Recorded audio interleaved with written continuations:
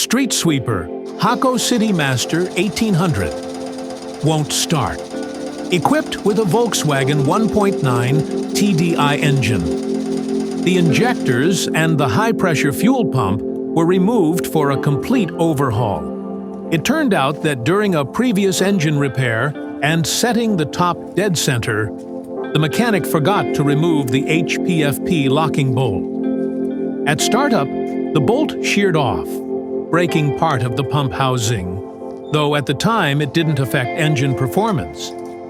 Now, however, the fuel system requires major repairs.